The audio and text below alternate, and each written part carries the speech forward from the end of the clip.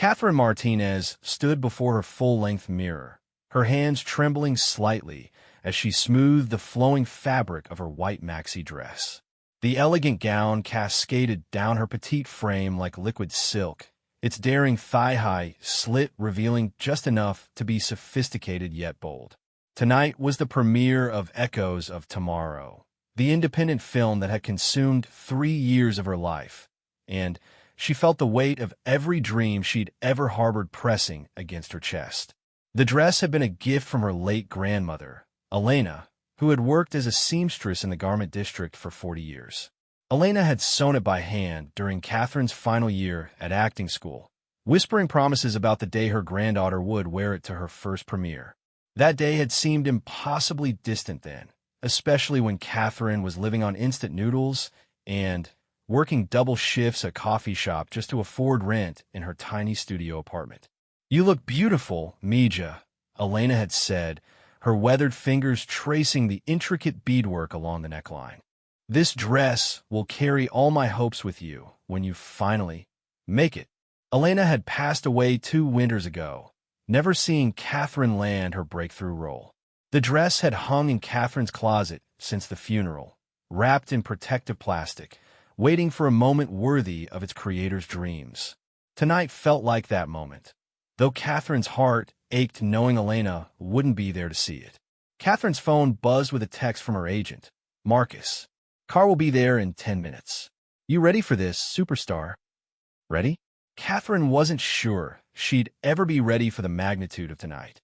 3 years ago, she'd been just another struggling actress in Los Angeles, attending countless auditions and facing rejection after rejection.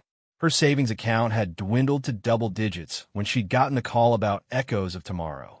The role of Sarah Chun, a young woman grappling with the loss of her immigrant parents while trying to preserve their legacy, had resonated deeply with Catherine's own experiences. The film's director, James Morrison, had taken a chance on her despite her limited credits. He'd seen something in her audition tape that even Catherine hadn't recognized in herself. "You understand pain," he'd told her during callbacks. "But, more importantly, you understand how pain can transform into strength. That's what Sarah needs." Catherine adjusted the slit of her dress one final time, remembering the grueling months of filming. They'd shot on location in San Francisco's Chinatown, often working 16-hour days with a skeleton crew and a budget that required creative solutions for every scene. She'd thrown herself into the role completely, drawing from her own memories of watching her grandmother struggle to maintain their family's traditions while adapting to life in America. The character of Sarah had demanded vulnerability Catherine had never accessed before. In one particularly challenging scene, Sarah discovers a box of her mother's letters written in Mandarin, realizing she'd lost not just her parents, but also her connection to their language and culture. Catherine had to tap into her own regrets about not learning more Spanish from Elena, about the conversations they'd never had, and the stories that had died with her grandmother. James had pushed Catherine to dig deeper into those raw emotions. "Don't act the grief," he directed during one of their most difficult shooting days. "Live it. Let Sarah's loss awaken your own." The performance had left Catherine emotionally drained, but artistically fulfilled in ways she'd never experienced. She'd known they were creating something special, but the film industry was unpredictable. Independent films, especially those made with minimal budgets and unknown actors, faced an uphill battle for recognition. Catherine's phone rang, interrupting her thoughts. It was her best friend and roommate, Jessica. "Kat, I'm watching the red carpet coverage on TV." Jessica's excited voice filled the bathroom. "They just showed your movie poster on the big screen." I literally started crying in front of my TV. Catherine smiled, feeling a warmth spread through her chest. Jessica had been her constant supporter through the lean years, splitting groceries when money was tight, and practicing lines with Catherine late into countless nights. They'd met during Catherine's first week in Los Angeles, both of them wide-eyed and determined to make it in entertainment. Jessica had since found success as a television writer, but she'd never forgotten their early struggles. "I can't believe this is really happening," Catherine admitted, pressing the phone closer to her ear. What if the critics hate it? What if I freeze up during the interviews? Stop, Jessica said firmly. You've worked harder than anyone I know. You deserve this moment.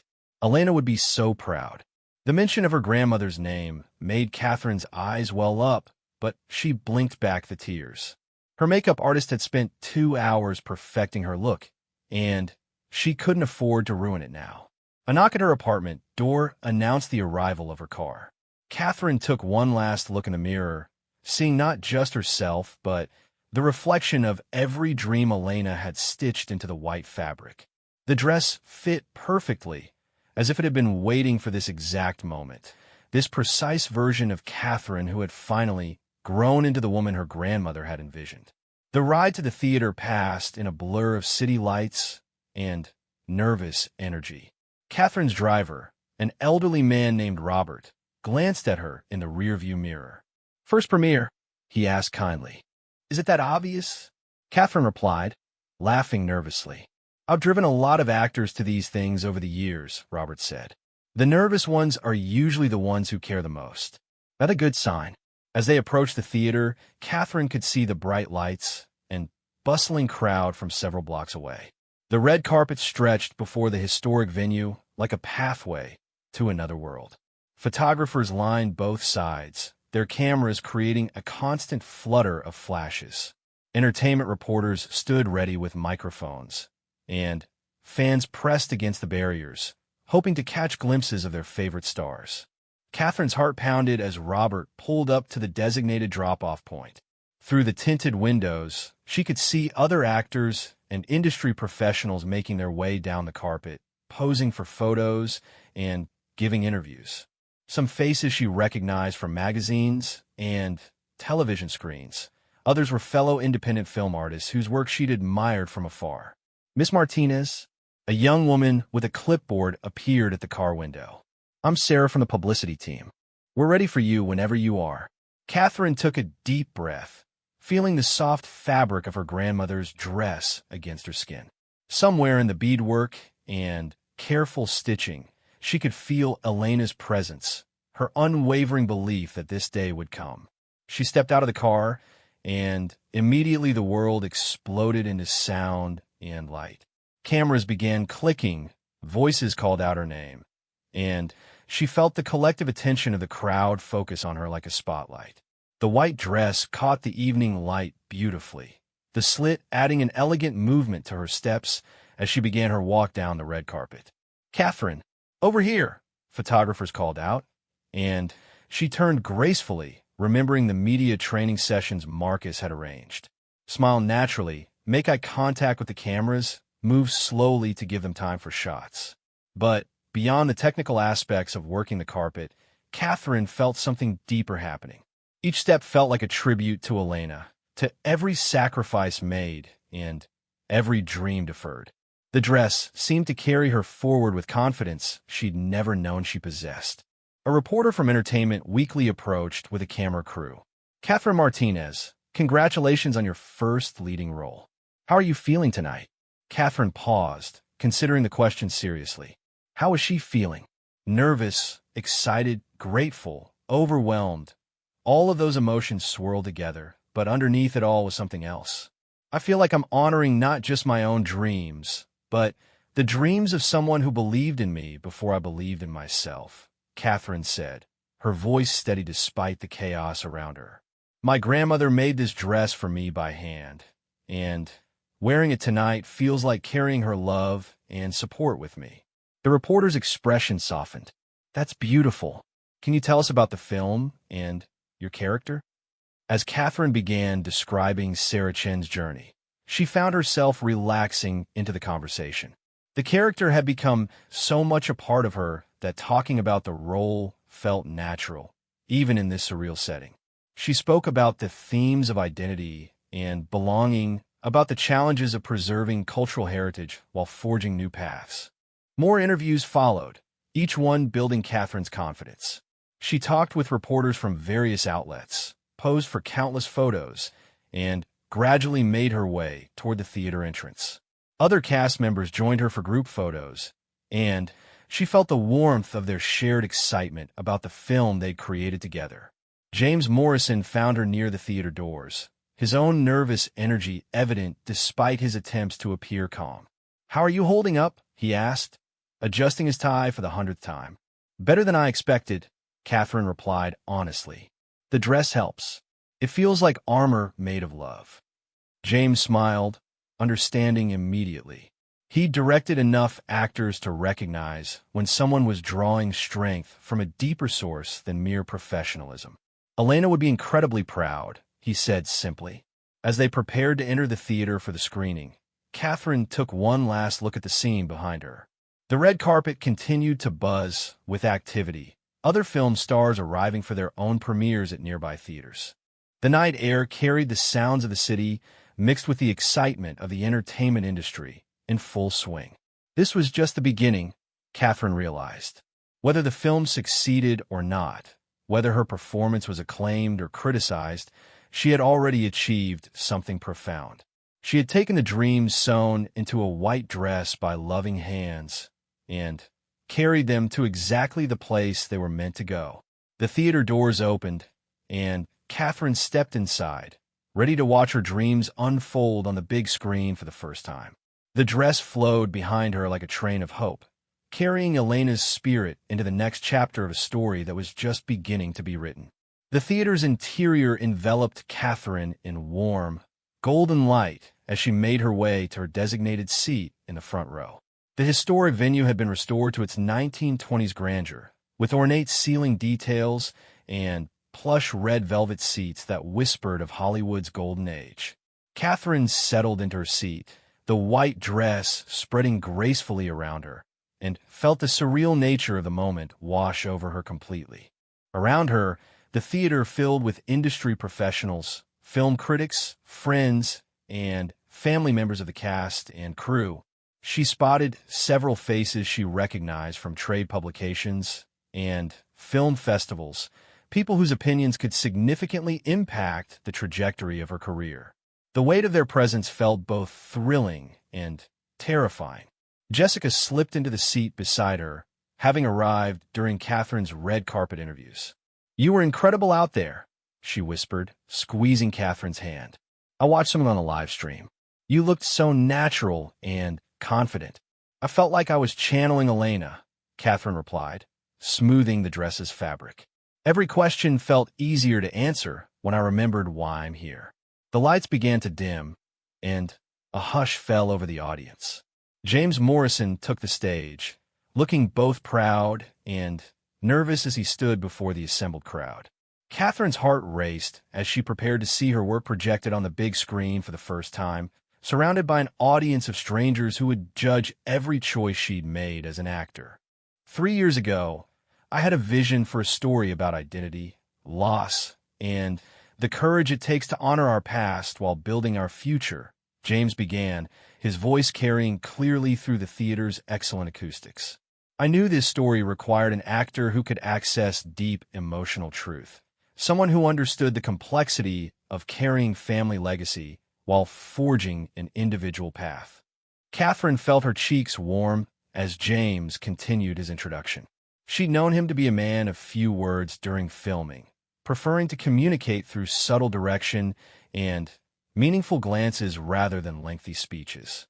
Hearing him articulate his vision for the project made her realize how much trust he'd placed in her abilities. "Catherine Martinez brought something to this role that I couldn't have written into the script," James said, making eye contact with her from the stage. "She brought her own understanding of what it means to love someone whose dreams become your inheritance." The screen flickered to life, and suddenly, Catherine was watching herself walk through the narrow streets of San Francisco's Chinatown, her character Sarah Chun returning to her childhood neighborhood for the first time since her parents' funeral. The opening scene was deliberately quiet, relying on Catherine's facial expressions and body language to convey Sarah's internal conflict about being back in a place filled with both cherished memories and profound loss. Catherine held her breath as she watched her performance unfold.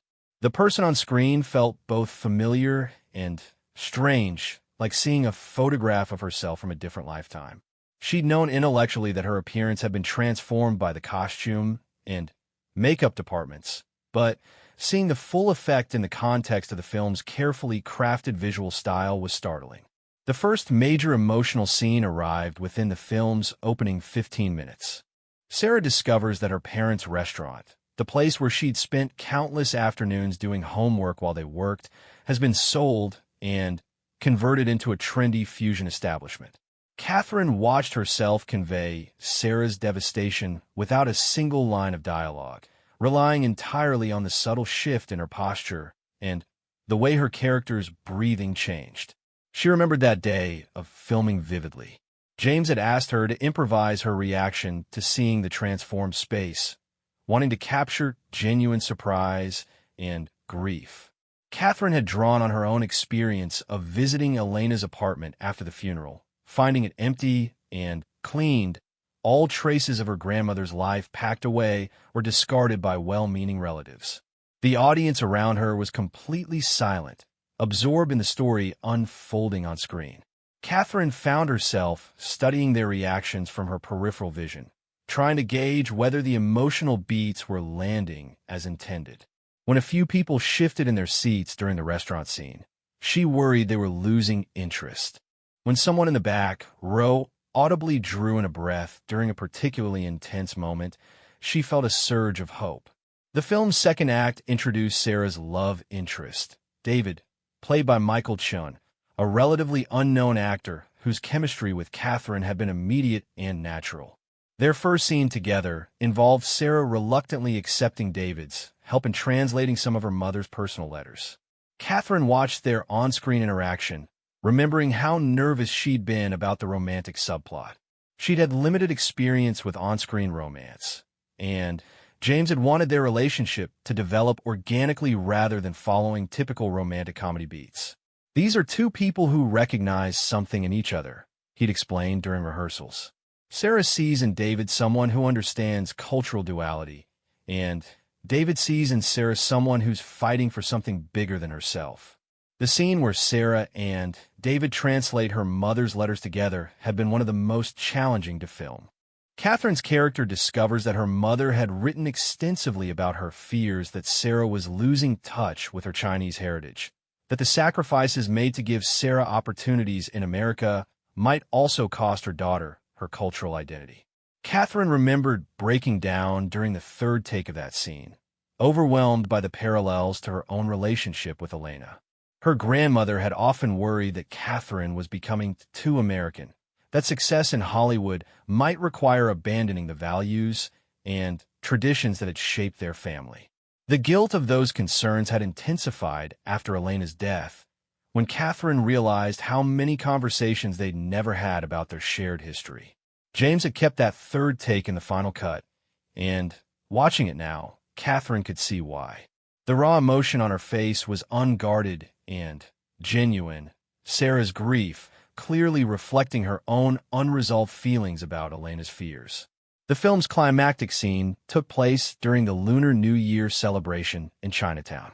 Sarah, having learned from her mother's letters about the importance of maintaining their family traditions, decides to organize a memorial event that blends Chinese customs with the contemporary community that had evolved in their old neighborhood. Catherine watched herself deliver a speech in both English and Mandarin, the latter language coached phonetically since Sarah, like Catherine herself, had never become fluent in her parents' native tongue. "My parents gave up so much so that I could have choices they never had," Sarah says to the gathered crowd. "But I'm learning that honoring their sacrifice doesn't mean forgetting where we came from. It means building something new that still carries their love forward." Catherine felt tears threaten as she watched this scene. She'd written those words herself, collaborating with James to find language that felt authentic to both Sarah's journey and her own processing of grief and cultural identity. Hearing them spoken on screen, surrounded by an audience experiencing them for the first time, made their meaning feel even more profound. The film's final moments showed Sarah opening a new community center in the space that had once housed her parents' restaurant. The last shot lingered on her face as she watched children of various backgrounds learning traditional Chinese calligraphy alongside contemporary art forms, her expression conveying both sadness for what had been lost and hope for what was being created. As the credits began to roll, the theater erupted in applause. Catherine felt momentarily disoriented. The transition from the film's intimate final moments to the immediate reality of audience response creating an emotional whiplash. People around her were standing, clapping enthusiastically, and she realized she needed to stand as well to acknowledge their appreciation. James returned to the stage, motioning for the cast to join him. Catherine rose on unsteady legs, the white dress flowing around her as she made her way to the front of the theater. Michael Chan appeared beside her, his own nervous excitement evident in his grin. The supporting cast members, many of whom had become close friends during filming, gathered around them. "I think we can all agree that we've just witnessed something special," James said, his voice carrying a note of relief along with pride. This film exists because of the courage of actors like Catherine Martinez, who was willing to put her whole heart into a character and a story that demanded nothing less than complete emotional honesty. The applause intensified, and Catherine felt the overwhelming gratitude that comes from being truly seen and appreciated for work that had cost her so much emotionally. She thought of Elena, wishing desperately that her grandmother could be witnessing this moment, could see how the dreams sewn into the white dress had finally found their perfect expression. During the reception that followed, Catherine found herself surrounded by people eager to discuss the film. Critics approached with questions about her preparation for the role, industry professionals expressed interest in future projects, and fellow actors offered congratulations and admiration for her performance. "Your work reminded me why I wanted to make films in the first place," said Helena Morrison, an acclaimed director whose work Catherine had studied in acting school. "You brought such authenticity to Sarah's struggle. Have you considered working in independent film long-term, or are you looking toward more commercial projects?" The question caught Catherine off guard. She'd been so focused on simply completing this one film that she hadn't seriously considered what might come next. The success of tonight's screening was already beyond her wildest expectations. "I'm interested in any story that allows me to explore complex characters," Catherine replied carefully. "I love the creative freedom of independent film, but I'm also curious about reaching larger audiences with meaningful work." As the evening progressed, Catherine found herself in conversation with various industry professionals who expressed genuine interest in her future projects. An agent from a prestigious talent agency discreetly handed her a business card, suggesting they should meet soon to discuss representation. A casting director mentioned an upcoming project that might be perfect for her range of abilities. But perhaps the most meaningful conversation came from an elderly woman who approached Catherine near the end of the reception. "Excuse me, dear," the woman said, her accent carrying traces of various languages. "I wanted to thank you for your performance tonight. My granddaughter brought me to this screening, and watching Sarah's story helped me understand some things about our own family that I've been struggling with." The woman explained that she'd immigrated to the United States 60 years ago, and, like Sarah's parents, had worried constantly about whether her own sacrifices had cost her descendants their connection to their heritage. Seeing Sarah find a way to honor both her parents' legacy and her own contemporary identity had given the woman hope for her own family's future. "Your dress is beautiful," the woman added, reaching out to touch the white fabric gently. "It looks like it carries love in every thread." Catherine felt tears well up again. "It was made by my grandmother," she said simply. "She believed in this moment before I did." "Grandmothers always know," the woman replied with a knowing smile. "They see further into the future than we think possible." As the reception wound down, Catherine found a quiet moment to step outside the theater. The red carpet had been cleared away, and the street had returned to its normal evening rhythm. She stood on the sidewalk in her white dress, processing everything that had happened over the past few hours. Her phone buzzed with messages from friends and family who had watched the live stream of the red carpet from former classmates who had seen photos on social media, from people whose lives had intersected with hers during her journey to this moment. The outpouring of support felt overwhelming and humbling. Jessica appeared beside her, having retrieved their jackets from the coat check. "So," Jessica said, draping Catherine's wrap around her shoulders, "how does it feel to be a movie star?" Catherine considered the question seriously. Did she feel like a movie star? The evening had been magical and surreal, but she still felt fundamentally like herself, just a version of herself who had finally lived up to the potential Elena had always seen in her. "I feel like I'm finally wearing the right dress," Catherine said, looking down at the white fabric that had carried her through this transformative night. As they waited for their car, Catherine reflected on the unexpected ways the evening had unfolded. The film's reception had exceeded her hopes, but more than that, she discovered something about herself as a performer and as a person.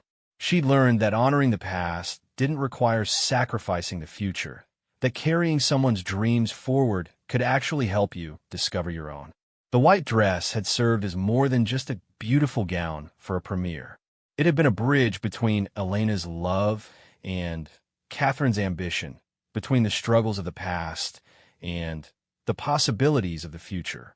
And as Catherine settled into the car for the ride home, she knew that whatever came next in her career, she would always carry the lessons of this night with her. The morning after the premiere arrived with unexpected harshness.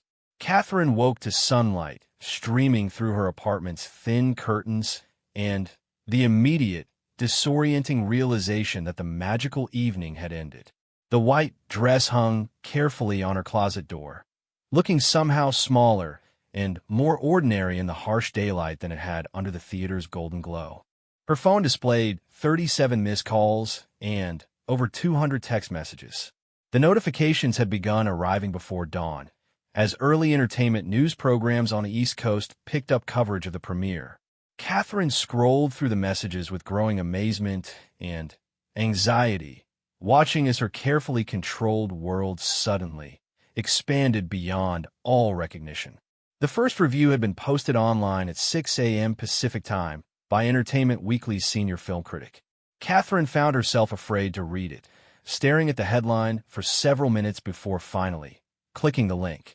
Unknown actress Catherine Martinez delivers devastating performance in Echoes of Tomorrow. Her hands trembled as she read the review in its entirety. The critic praised her fearless emotional transparency and described her portrayal of Sarah Chun as a breakthrough performance that announces the arrival of a significant new talent. The review specifically mentioned the restaurant scene and the letter translation sequence as examples of her ability to convey complex emotions without relying on melodrama or obvious acting choices. Martinez brings an authenticity to Sarah's grief that feels lived in rather than performed, the review continued. Her understanding of cultural displacement and generational trauma appears to come from a deep personal well, lending the film's exploration of identity and belonging a resonance that transcends typical immigrant narrative tropes. Catherine set her phone aside, overwhelmed by the validation, but also by the strange sensation of being discussed by strangers as if she were a commodity to be evaluated. This was what she'd wanted, what she'd worked toward for years, but the reality felt more complicated than her dreams had prepared her for. Jessica knocked on her bedroom door, entering with 2 cups of coffee and an expression of barely contained excitement. "Have you seen the trades yet?" Jessica asked, referring to the industry publications that could make or break careers with their coverage. Variety called you a revelatory new presence, and The Hollywood Reporter said your performance was the emotional anchor that gives weight to an already compelling narrative. Catherine accepted the coffee gratefully, needing the warmth and caffeine to ground herself in the present moment. The reviews were beyond what she'd dare to hope for, but they also created immediate pressure for whatever came next in her career. "Marcus has been calling all morning," Jessica continued, settling onto the edge of the bed. "Apparently, your phone has been ringing off the hook with meeting requests. He wants to talk to you about strategy for handling all the sudden interest." The word strategy made Catherine's stomach tighten. She'd never had to think strategically about her career before, because she'd never had enough opportunities to require strategic thinking. The luxury of choice was unfamiliar and slightly terrifying. Her phone rang again, and Catherine saw her mother's name on the screen. Maria Martinez had been unable to attend the premiere due to her work schedule at the hospital where she served as a nurse, but she'd watched the red carpet coverage online from the break room during her night shift. "Mija, I'm so proud of you," Maria said immediately when Catherine answered, her voice thick with emotion. "You looked so beautiful in Elena's dress. I know she was watching you last night." Catherine felt tears threaten again. Her relationship with her mother had been complicated by years of financial stress, and Maria's concerns about Catherine's choice to pursue such an unstable career. Maria had wanted Catherine to follow a more practical path, perhaps in education or healthcare, something that offered security and steady income. "The whole hospital is talking about you," Maria continued. Dr. Richardson saw the pictures online and showed them to everyone in the ICU. "They're all saying they knew you when you were nobody special." The comment stung slightly, though Catherine knew her mother meant it as a compliment. It was a reminder of how quickly everything had changed, how the previous day's version of herself already felt like a distant memory. "Mama, I'm still the same person," Catherine said gently. "I know, baby, but the world sees you differently now. That changes things whether you want it to or not." After ending the call, Catherine found herself staring at the white dress again. Her mother was right. Something fundamental had shifted overnight, and there was no returning to the simplicity of anonymity. The dress had carried her dreams to their destination, but now she was responsible for everything that came next. Marcus called an hour later, his voice vibrating with an energy Catherine had never heard from him before. In the 3 years he'd represented her, their conversations had mostly involved discussions of small theater roles and television commercial auditions. Today, he sounded like a different person entirely. "Catherine, we need to meet immediately," he said without preamble. "I've had 12 calls this morning from studios and production companies. HBO wants to meet about a limited series. Netflix has a film they think you'd be perfect for, and there's a studio picture that's been looking for their female lead for 6 months." The rapid-fire information felt overwhelming. Catherine had spent so long hoping for a single meaningful opportunity, and now she was faced with multiple possibilities that could define the trajectory of her entire career. "What do you think I should do?" she asked, realizing how unprepared she felt to make these kinds of decisions. "I think we need to be very careful about your next move," Marcus replied. "You have something rare right now, critical acclaim combined with industry buzz. The wrong choice could waste that momentum, but the right choice could establish you as a serious actor for the long term." They arranged to meet that afternoon at his office in Beverly Hills. Catherine spent the morning trying to process the surreal nature of her new circumstances. She walked through her small apartment, touching familiar objects that now felt like artifacts from a previous life. The coffee shop where she'd worked for 2 years to pay rent seemed impossibly distant, though she quit only 3 months ago when the film's post-production schedule required her full attention. As she prepared for the meeting with Marcus, Catherine found herself thinking about Elena's stories of her own career aspirations. Her grandmother had dreamed of becoming a fashion designer, but economic necessity had led her into garment work instead. Elena had often spoken about the dresses she would have created if circumstances had been different, the artistic vision that had been channeled into practical skills out of survival necessity. "The dress I'm making for you," Elena had said during one of their last conversations, "this is my chance to design for the life I always imagined. You'll wear my dreams, but you'll live your own." Catherine understood now what Elena had meant. The white dress had been more than a garment. It had been a bridge between generations, a way for Elena to participate in possibilities she'd never had access to herself. Marcus's office occupied the top floor of a sleek building on Wilshire Boulevard, with floor-to-ceiling windows that offered panoramic views of Los Angeles. Catherine had been there only twice before, both times for brief meetings about minor opportunities. Today, the space felt different, charged with possibility and potential. "You look tired," Marcus observed as Catherine settled into the leather chair across from his desk. "I didn't sleep much," she admitted. "Everything feels so sudden." "That's how it happens in this town," Marcus said, opening a folder thick with papers. "You spend years waiting for a break, and when it comes all at once. The key is not to let the momentum overwhelm your judgment." He spread several scripts and project descriptions across his desk, each representing a different path Catherine's career could take. The HBO series was a multi-generational family drama that would require a 2-year commitment, but offered significant creative control. The Netflix film was a romantic comedy with a substantial budget and a director Catherine had admired since film school. The studio picture was a thriller with commercial appeal that could establish her as a bankable star. "What does your gut tell you?"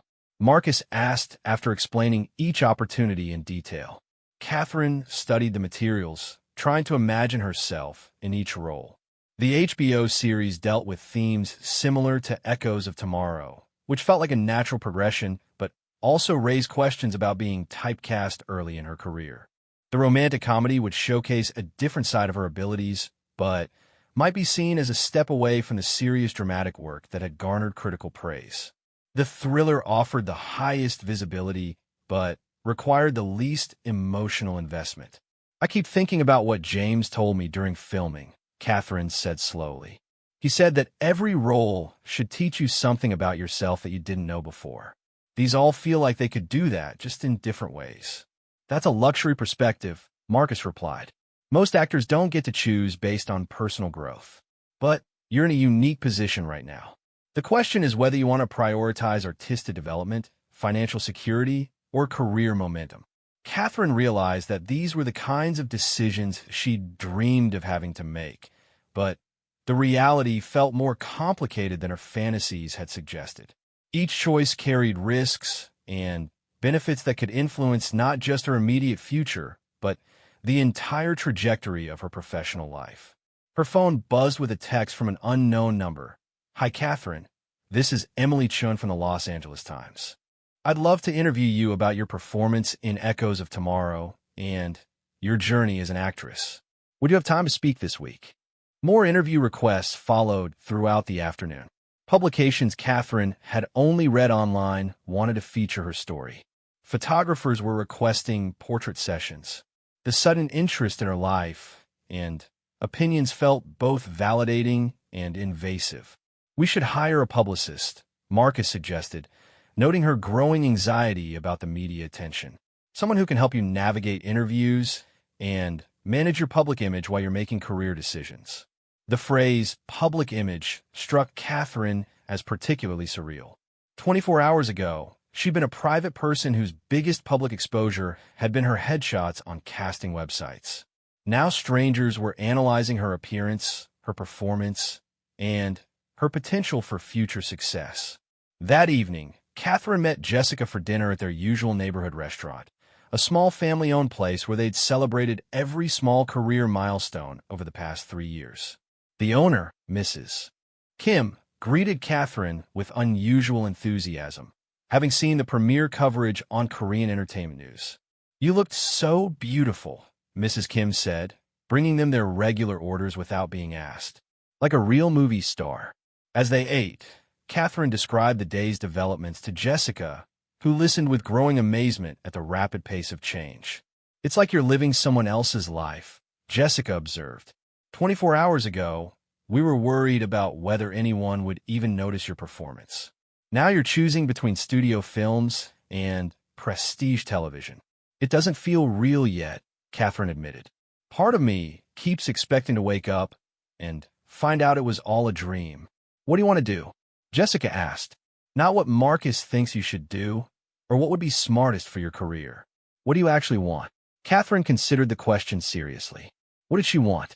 For so long, her goals had been simply to work as an actor, to find roles that challenged her, to build a sustainable career doing what she loved. Now that those possibilities were within reach, she needed to think more specifically about the kind of actor she wanted to become. "I want to keep telling stories that matter," she said finally. "Stories like Sarah's, that help people feel less alone with their struggles. I don't want to waste Elena's dreams on projects that don't mean anything. Jessica nodded approvingly. Then, you need to trust your instincts about which projects feel meaningful to you. The industry will always try to push you toward whatever's most profitable for everyone else. As they walked home through their familiar neighborhood, Catherine noticed details she'd never paid attention to before. The evening light on the apartment buildings, the sounds of families sharing dinner through open windows, the texture of the sidewalks they'd walked countless times while discussing their hopes for the future. Everything felt the same, but also fundamentally different, as if she were seeing it all through glass. Back in her apartment, Catherine hung up the white dress carefully, smoothing its fabric and checking for any signs of damage from the previous night's events. The dress had survived its moment of destiny beautifully, looking no different than it had when Elena finished it 3 years ago. But Catherine herself felt irreversibly changed. The quiet, struggling actress who had put on the dress 24 hours ago no longer existed. In her place was someone with choices to make, opportunities to evaluate, and the responsibility of honoring both Elena's dreams and her own evolving vision of success. She sat at her small kitchen table with the scripts and project descriptions Marcus had given her, reading each one carefully by lamplight. Outside, Los Angeles continued its endless hum of activity, dreams being pursued and abandoned, careers being made and broken, stories being told and forgotten. Catherine thought about Elena's hands stitching the white dress, imagining a moment exactly like this one, when her granddaughter would have to choose which dreams to pursue next. The dress had been the beginning, not the destination. Everything that came after would be up to Catherine to determine, one careful decision at a time. 6 months had passed since the premiere, and Catherine found herself standing in another unfamiliar place, wearing another carefully chosen dress. This time, it was a simple black cocktail dress she'd purchased herself from a boutique in West Hollywood, paid for with her first substantial acting paycheck. The occasion was the wrap party for her second film, an independent drama about immigration detention centers that had pushed her acting abilities in directions she'd never expected to explore. The choice to take this role had surprised everyone, including Marcus. After the success of Echoes of Tomorrow, she could have accepted any of the more commercial projects that had been offered. Instead, she'd chosen to work with director Anya Petrova, whose previous films had been critically acclaimed but commercially challenging. The decision had felt right in ways that Catherine was still learning to trust. "You look thoughtful," said David Nakamura, her co-star in the current film.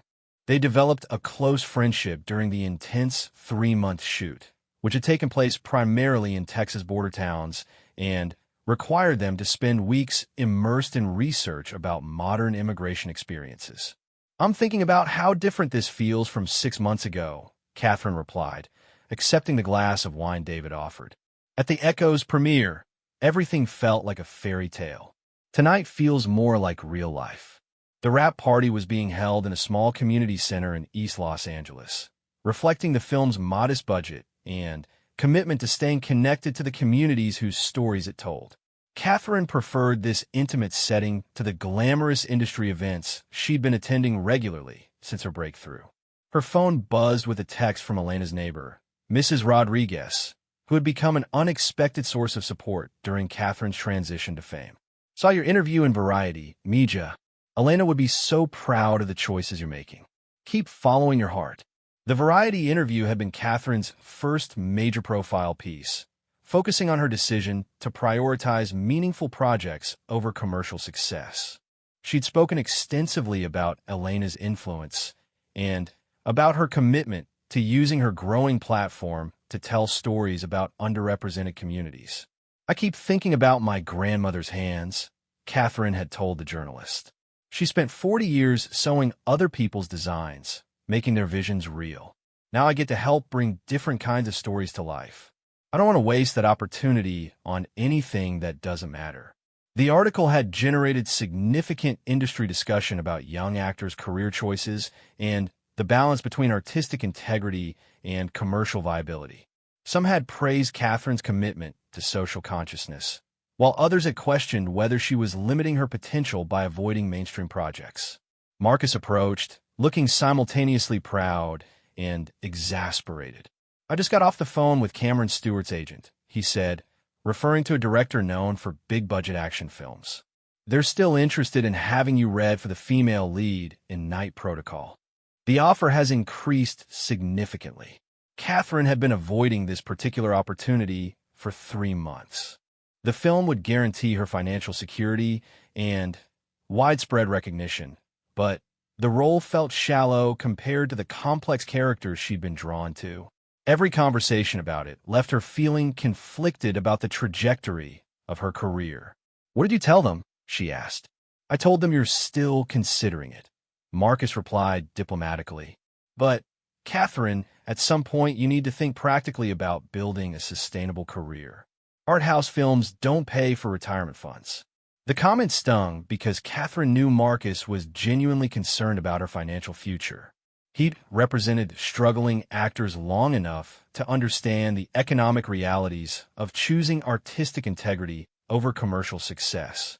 But Catherine also knew that accepting work purely for financial reasons would fundamentally change her relationship with acting. Anya Petrova joined their conversation, her accent adding gravity to everything she said. "In my country, we have saying, 'The artist who feeds only the market starves the soul.' Catherine understands this, I think." Anya had become an important mentor during filming, teaching Catherine to approach each role as an opportunity for social commentary rather than just personal expression. Working with her had expanded Catherine's understanding of acting as a form of activism, a way to shine light on experiences that might otherwise remain invisible. "The work we did together was important," Anya continued, addressing Marcus directly. Catherine brought truth to Maria's story that no other actress could have found. This has value beyond box office receipts. Catherine's portrayal of Maria, an undocumented mother separated from her children, had required her to spend weeks interviewing real women who had experienced detention. The research had been emotionally devastating, but artistically essential, helping her understand the weight of representing real people's trauma on screen. The role had also connected her more deeply to her own family's immigration story. Elena had rarely spoken about her early years in the United States, the struggles and discrimination she'd faced while building a life in a country that often treated her as an outsider. Playing Maria had helped Catherine understand aspects of Elena's experience that her grandmother had never fully shared. "Have you decided about the PBS documentary?" Marcus asked, changing subjects to a project that aligned more closely with Catherine's artistic goals. The documentary would follow several young actors from immigrant families as they navigated Hollywood, while maintaining connections to their cultural heritage. Catherine would serve as both a participant and an executive producer, using her growing influence to help tell stories that reflected her own journey. "I want to do it," Catherine said, feeling certain about this decision in a way that contrasted sharply with her ambivalence about commercial projects. It feels like something Elena would have wanted to be part of. As the wrap party continued around them, Catherine found herself in conversation with cast members whose own stories had shaped their approach to the film. Rosa Martinez, who played Catherine's character's sister, was herself an immigration rights activist who had brought authenticity to her performance that no amount of acting training could have provided. "You could have easy path in Hollywood," Rosa told Catherine during a quiet moment between toasts. "Beautiful face, good connections now, critical success. But you choose hard stories instead." "Why?" Catherine considered the question, thinking about the various forces that had influenced her career choices over the past months. "I think about my grandmother's hands," she said finally. "She spent her whole life making other people's designs real. I want to make sure the designs I help create are worth her sacrifice." Rosa nodded approvingly. "This is a good answer. But remember, choosing hard path means you must be stronger than people who choose easy way. Hollywood will try to change your mind many times." Later that evening, Catherine found herself alone in the community center's small garden, needing a few minutes of quiet to process the day's conversations. The black dress she wore felt comfortable and unpretentious, chosen for its simplicity rather than its ability to photograph well or make statements about her career trajectory. Her phone rang, and she saw Jessica's name on the screen. "How was the wrap party?" Jessica asked immediately. "Good. Complicated," Catherine replied, settling onto a wooden bench surrounded by carefully tended vegetables and flowers. "Marcus thinks I'm being too choosy about projects. Anya thinks I'm making exactly the right decisions. I'm still trying to figure out what I think." "What does your gut tell you?" Jessica asked, echoing the question Catherine had been asking herself for months. "My gut tells me that Elena didn't spend 3 years sewing that dress so I could star in movies that don't mean anything," Catherine said. "But my practical mind worries about turning down opportunities that might not come again." "Do you remember what you told me the morning after the premiere?" Jessica asked. "You said you wanted to keep telling stories that help people feel less alone with their struggles. Has that changed?" Catherine looked up at the Los Angeles sky, visible through the garden's canopy of fruit trees. The city's constant hum of activity continued around her, dreams being pursued and abandoned, careers being made and broken, stories being told and forgotten. "No," she said quietly. "That hasn't changed." "Then, trust that," Jessica said simply. "Trust the version of yourself that put on Elena's dress and walked down that red carpet knowing exactly why she was there." After ending the call, Catherine sat in the garden for another hour, thinking about the journey that had brought her to this moment of decision. The white dress hanging in her closet had served its purpose, carrying Elena's dreams to their intended destination. But the responsibility for everything that came next belonged entirely to Catherine. She thought about the women she'd interviewed for her role as Maria, their courage in sharing painful stories with a stranger who would represent their experiences to audiences who might never otherwise understand their struggles. She thought about Rose's warning that choosing the difficult path would require strength she might not know she possessed. Most importantly, she thought about Elena's hands stitching the white dress, imagining futures she would never see, but believing in possibilities her granddaughter could achieve. Elena had never had the luxury of choosing between artistic integrity and commercial success because she'd never had access to either. But she made sure Catherine would have choices Elena herself had been denied. The next morning, Catherine called Marcus and told him she would not be auditioning for Night Protocol. Instead, she wanted to focus on the PBS documentary and begin developing her own production company dedicated to telling stories about immigrant experiences in contemporary America. "Are you sure about this?" Marcus asked, though his tone suggested he'd expected this decision. "I'm sure," Catherine replied, surprising herself with how confident she sounded. "I want to build a career that Elena would recognize, even if it takes longer and pays less than other options." 3 weeks later, Catherine found herself back in front of cameras, but this time as a producer and participant in the PBS documentary. The white dress made a brief appearance in the film, as Catherine explained how Elena's dreams had shaped her own understanding of success and responsibility.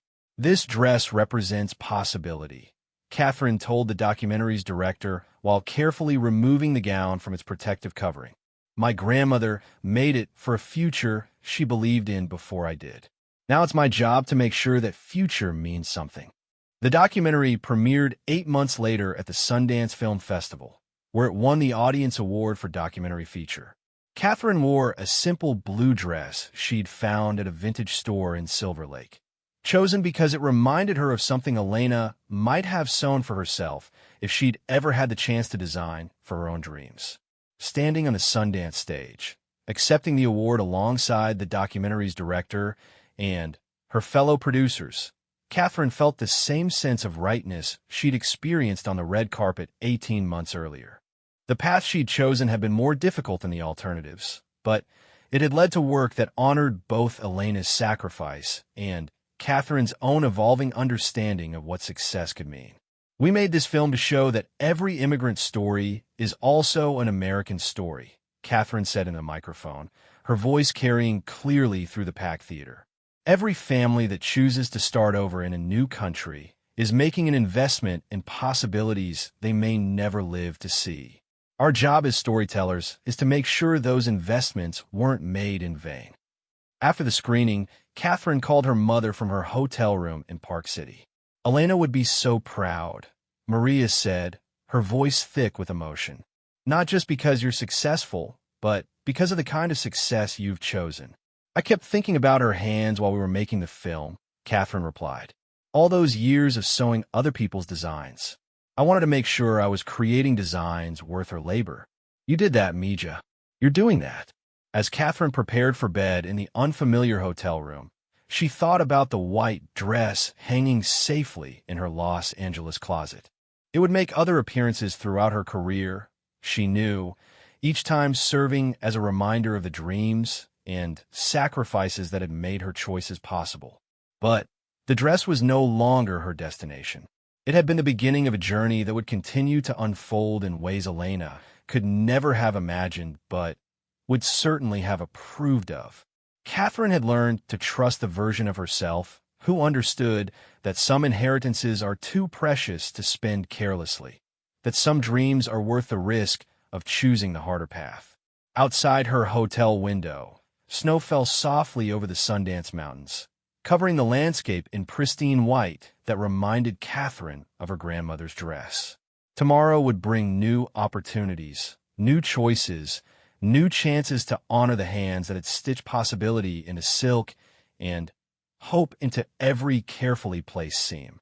Catherine fell asleep thinking about Elena's smile, about the pride her grandmother would have felt seeing not just her granddaughter's success, but the thoughtful way she'd chosen to use the opportunities that success had created. The dress had carried Elena's dreams exactly where they were meant to go, and now it was Catherine's turn to carry them forward into whatever came next.